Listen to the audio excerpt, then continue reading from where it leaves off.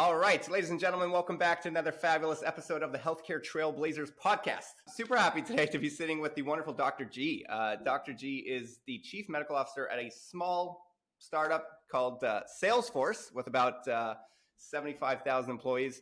Dr. G has caught my attention for months on LinkedIn, doing a lot of really incredible work. And obviously being the Chief Medical Officer at an organization that size has got to come with its really exciting moments. I'm sure highs and lows and all in between.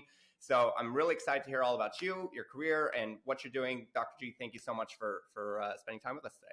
Well, Mendel, congratulations to you on this podcast. I feel very honored to be here as I look at some of the guests you've had on. So thank you. Absolutely. So usually we start with where'd you grow up and how'd you get into medicine? We're going to get to that, but let's jump ahead a little bit. What is the job? What is the responsibilities of the Chief Medical Officer at a company like Salesforce? What does that look like? Well, it's really evolved because of the pandemic. I think folks in roles like mine have really evolved during the pandemic and are now kind of in that, I'm going to air quote, the post-pandemic piece. But essentially, it's an internal and external role. Internally, a lot of what I focused on, particularly during the pandemic, was really employee health, ensuring that we had the right protocols, actually building products that allowed us to execute on those protocols at scale. Really proud of some of the work we did with Safety Cloud in particular. And externally, working with our customers, ensuring their success. Again, we do have a health and life sciences business.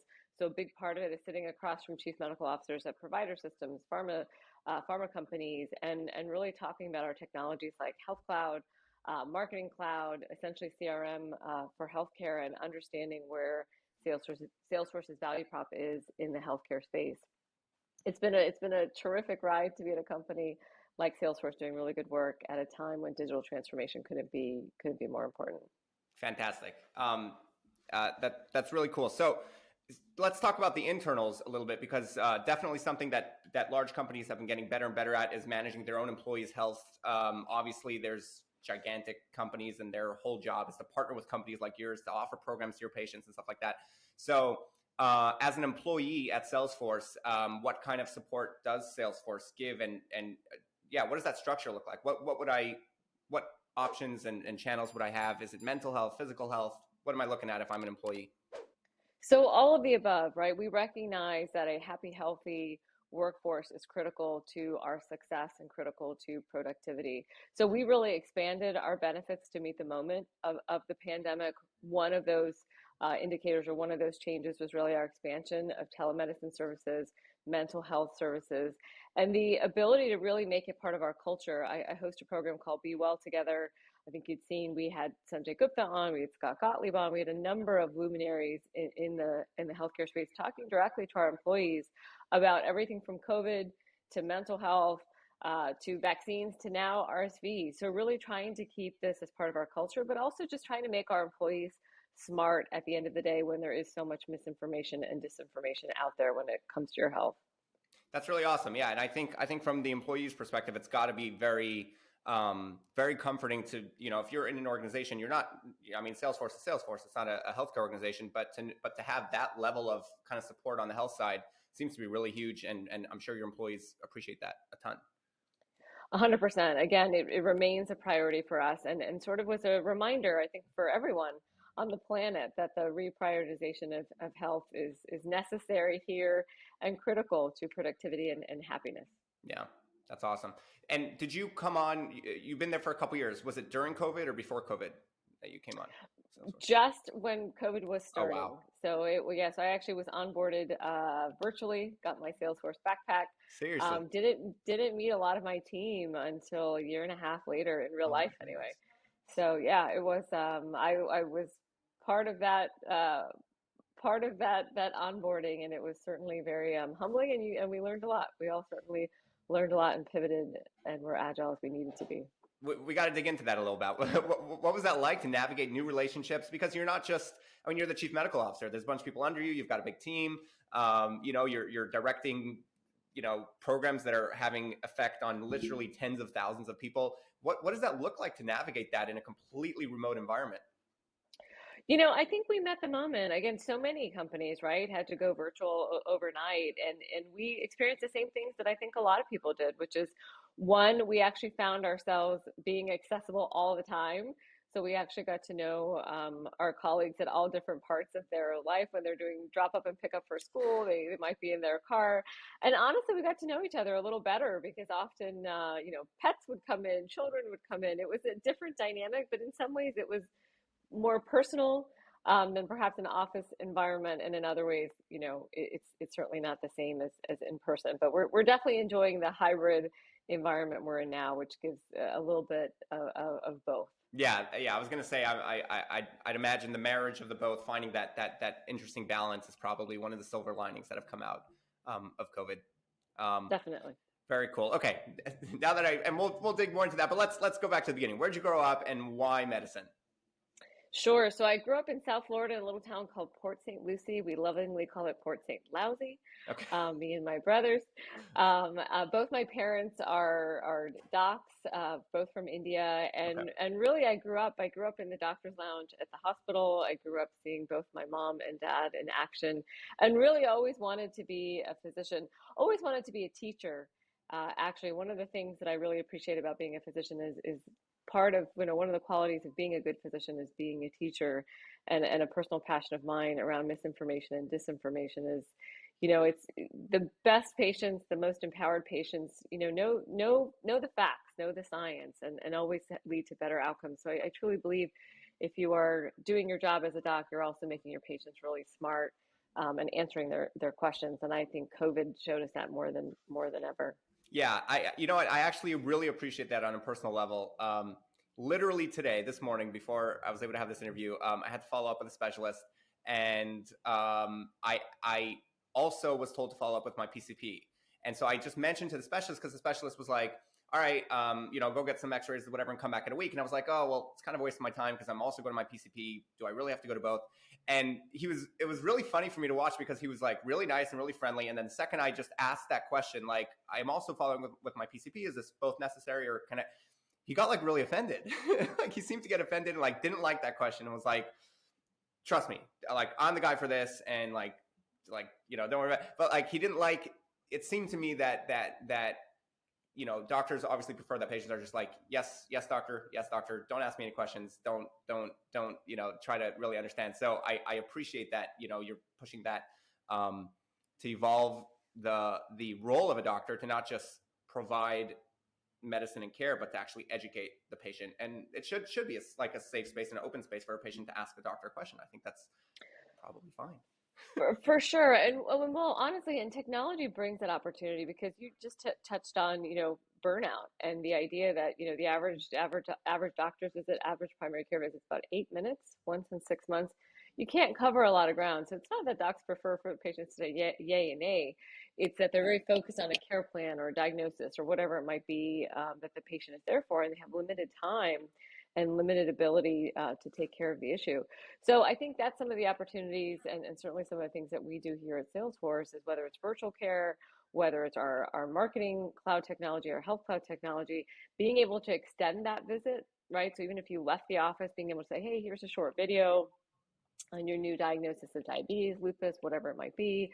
If you have questions, feel free to make a virtual appointment. Text us, if something, if you're experiencing one of these side effects. So the ability to extend that visit is really critical, because there's only so much you can cover in 8 minutes. This podcast is longer than an average patient visit. Yeah. Right. Yeah. So, this doctor was in and out of there like a lightning bolt. I didn't even catch his name. I went back to schedule my follow-up appointment, and they're like, and who saw you? I'm like, I don't know. Yeah, that's really unfortunate. And that's what we got to fix healthcare. One of the reasons we need to fix healthcare, for sure. Yeah. So I believe a passion of yours, and you have a lot of experiences with telemedicine. That was prior to COVID, right? Correct. So everything accelerated during COVID. However. Yeah. So that's got to be really interesting for you to watch the whole world just adapt and adopt into telemedicine. What was your passion about telemedicine before COVID, and how did COVID amplify that or change that? So here's the reality. We as physicians have been doing telemedicine since the beginning of time. Okay. I remember being a resident, a fellow in rheumatology, and would constantly get consults, particularly from people in rural areas. I remember this particularly was a call from the Midwest. It was an infant baby. There was a concern for lupus, which at birth can sometimes cause a heart block. And this was a frantic family practice doc somewhere in the Midwest that just paged the rheumatologist on call at GW, which was me. And, I said, can you send me a picture? Tell me what it looks like. This was back in the, analog days of just, Wow. just the phone.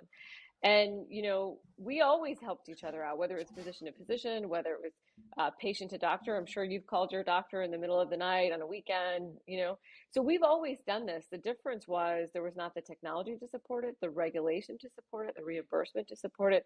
So COVID forced those floodgates open, and it became finally part of the standard of care. I don't even think we should say telemedicine, right? This is healthcare Yeah. delivery. It doesn't really matter where it is. You say you have to go to the bank. No one's asking you if it's your digital bank, the brick and mortar bank, right?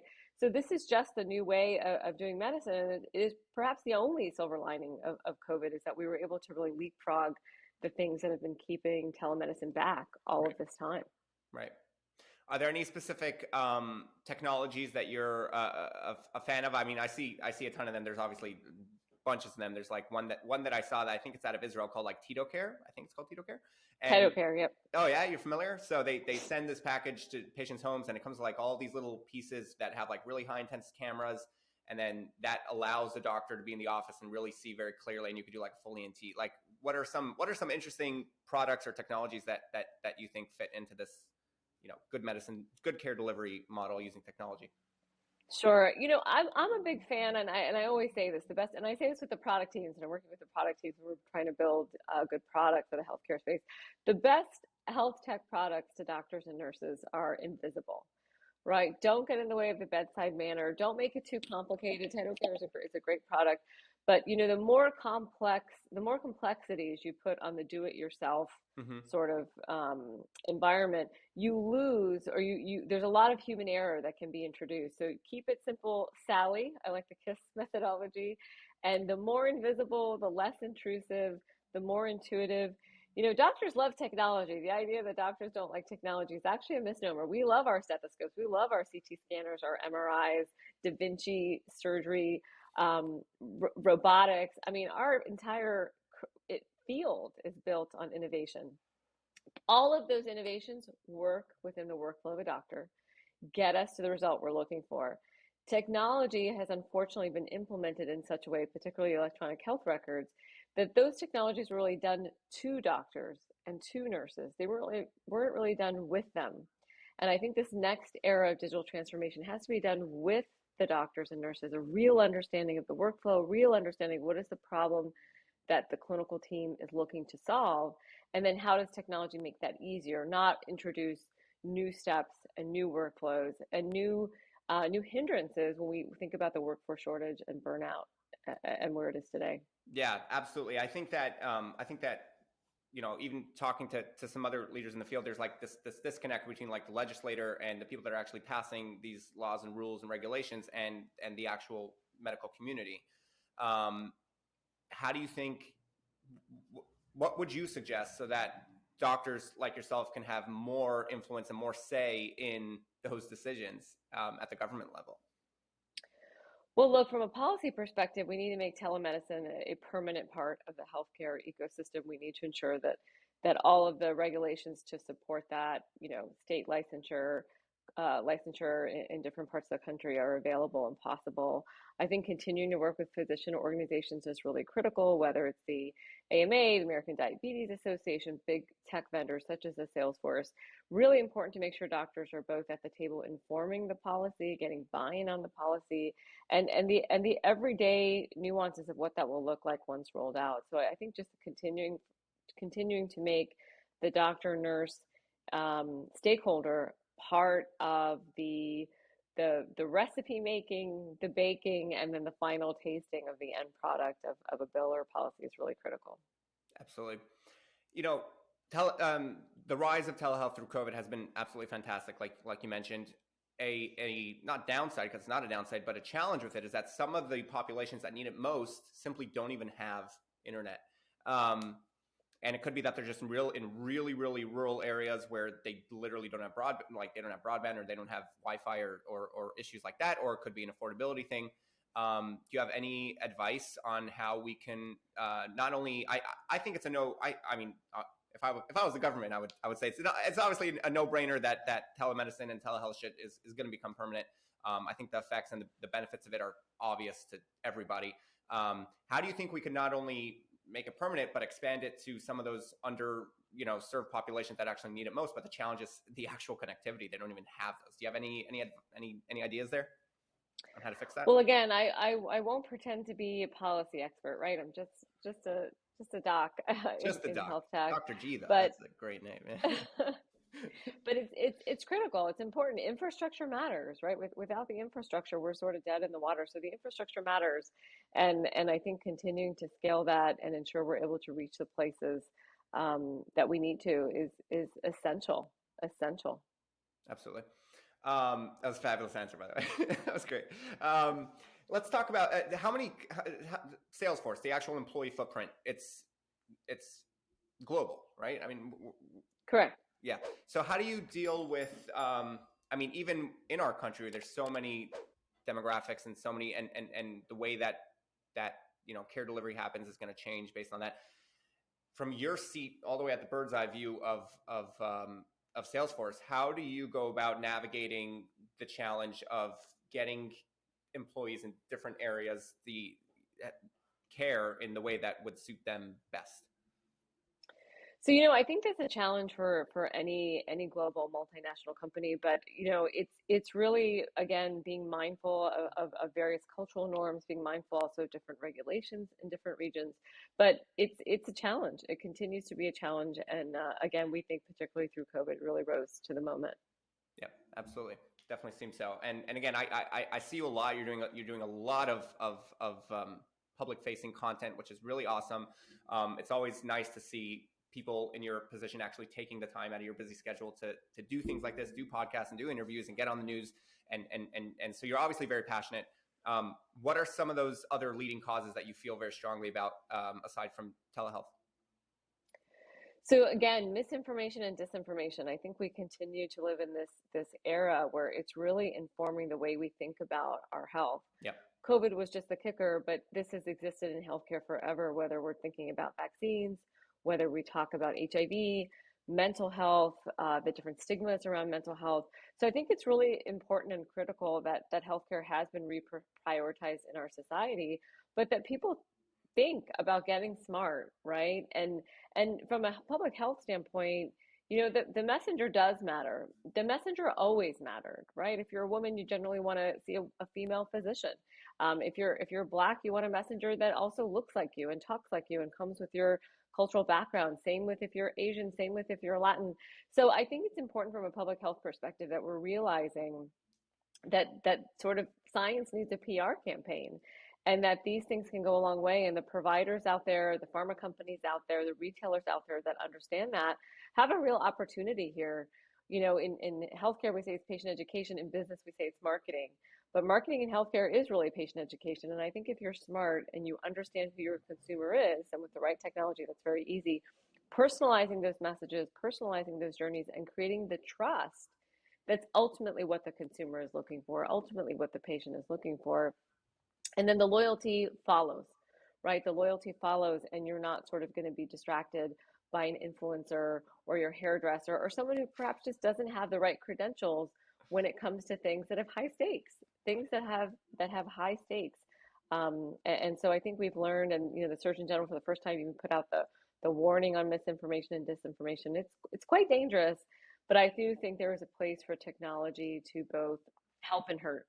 And the companies that are smart about it can actually use it as a part of their building trust and loyalty with their consumer and their patients. So I take it you're not taking diet advice from the Liver King. I don't think I ever did. But I understand the appeal, and that's what it is. The appeal is that you find someone that is reachable, talks like you, thinks like you, looks like you. I definitely understand. Definitely doesn't look like me, that guy. And so it's powerful. It's powerful, yeah. And I think it's okay to acknowledge that. But then how do you get smart about it? How do we get smart about it from a public health perspective and from an industry perspective, and even from a business perspective? There's a market you want to dominate. Well, then recognizing this is one of the issues of the day and the challenges of the day, and how do you conquer that? Right. Absolutely. employee burnout is obviously something that's becoming more and more prevalent as we put a focus in across the country and just generally on mental health and on doing a job that you feel is fulfilling and not just working to drink beer on the weekend, so to speak. I think employee burnout is becoming more pronounced. What are some things that you guys are doing over at Salesforce to help with that for your employees? So look, I think burnout in general has been, again, one of the issues of the day during the pandemic. A lot of that blending of the home work life, trying to really set boundaries, trying to set a culture where health is important, and being able to also say no when it is 10 p.m. at night in your time zone, right? We're also all in different time zones. Right. Making those mental health resources available, talking about these things, sharing a lot of this as leaders. I'll tell you that from a transparency standpoint, we had all hands calls every week during the pandemic, and Wow. we would say, I'm pretty tired, I'm pretty burnt out, and I'm having to do 3 meals a day for my family, plus work, plus everyone barges through my door. That still happens to me, and it can be overwhelming. And so I think acknowledging that and being transparent, we're continuing to learn. I think, like everyone, we're continuing to learn, but these are some of the things that we've tried to foster and build. Yeah. Now you mentioned hybrid before. Is that the direction you guys have gone in? Are people now kind of back at the office some of the time? Is it fully an It, optional? it's naturally happening. I think a lot of teams are really excited to be back together. Agreed. Sometimes you come back into the office, half the team is missing. So I think different teams are finding their way to create an ecosystem where there's sort of like a day or 2 days a week that they're meeting, or they're surrounding a particular event. But it is something that I think everyone is still seeing how it plays out this year, but definitely acknowledging that there is more of a hybrid environment than before. Yeah, absolutely. So, I mean, you're obviously super accomplished, young, doing a ton of really interesting things. What are some, if you could, what would you say is the number one challenge in healthcare? And if you could affect it in a positive way, what would you do?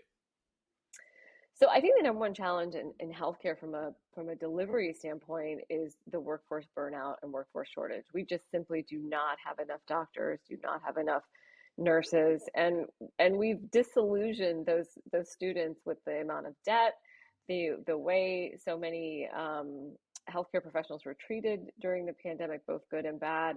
And so I think we have to kind of dig deep, figure out from a cultural standpoint where healthcare is in this country, and certainly with election potentially coming up. But from an infrastructure standpoint, this is the time when technology becomes that much more important, because when you have 2 people doing the job of 10 people, how do you scale that? Yeah. Right? And that continues to be where providers, pharma companies, med tech companies are investing to say, yep, we recognize there's a shortage. So how do we make that 1 or 2 doctors or nurses scale? And the only way you do that, right, is through technology, automating the things that you can, using AI technologies to help the person on the other end be smarter or do something faster, and then really leave that high touch and that human thinking for the areas that are needed. But definitely health tech is that much more important in this environment than it ever was. But with what we said in mind at the beginning, which is doing it with the doctor and nurse for workflow in mind, and understanding exactly what the problem is, as opposed to just throwing different technologies on when it's not necessary. Yeah, absolutely. So touching on AI, yeah. So it sounds like you're a fan of trying to include that to take burden off doctors at least. Yeah. 100%. And again, the keep it simple is Sally methodology, right? It can be a simple chatbot doing triage, which is a lot of what our customers ended up doing during the pandemic. Simply, are you short of breath? Do you have a fever? What's your pulse ox? And Yep. so simple algorithms can take a lot of that burden off, right? So that's on the front end of care. And then, of course, particularly in oncology and radiology, we're seeing there's all kinds of progress being made around diagnostics, being able to do diagnostics so much better than the human eye or the human brain. And so just, continuing to evolve that technology, but there is a lot of potential there. And so maximizing that and understanding that, all while being culturally sensitive with ethical use is critical. Yeah, and it really is fabulous. I know ChatGPT is like super hot button topic right now. I literally use it every day. It is phenomenal, and it's one of those things that you like poke your head through this other reality, and you're like, and then now it's just normal to me that I can ask this thing to do all these tasks for me. I cannot tell you how impactful it is on business. Obviously, the benefit for me is that I don't have a bunch of regulations to deal with in order to implement it. I just tell it to do things and it does things and I move on. But if we could, it absolutely can help doctors in healthcare. And I think there's like this consensus where, yes, on the one hand, the EHRs are super important and documentation is super important and making sure that everything is coded correctly. But all that is right now burdened on the doctor, and that can really, be taken off and alleviated by leveraging, AI. It's really mind blowing what it does. I don't know if you've messed around with it at all. Have you? I have not. I have not. I've certainly heard a lot about it, and it's certainly on my to-do list, but I have not. Yeah, it's pretty crazy. Really, yeah, very awesome. Well, look, Dr. G, you're very busy. I know you've got a bunch more engagements today, and I really appreciate you sitting with us. If people want to find you, I know you're definitely all over LinkedIn, doing a lot there. Where else can people access your content and your message? Thanks, Mendel. Again, I appreciate the invitation. I'm very easy to find on Twitter. I'm at G Nayyar. On Instagram, I'm Dr. Geeta Nayyar. LinkedIn is pretty obvious, and Facebook as well. And I look forward to continuing the conversation and maybe circling back later in the year and seeing where we're at. Absolutely. I'm excited to do that. Doc, thanks so much for joining us today. Thanks, Mendel. Be well.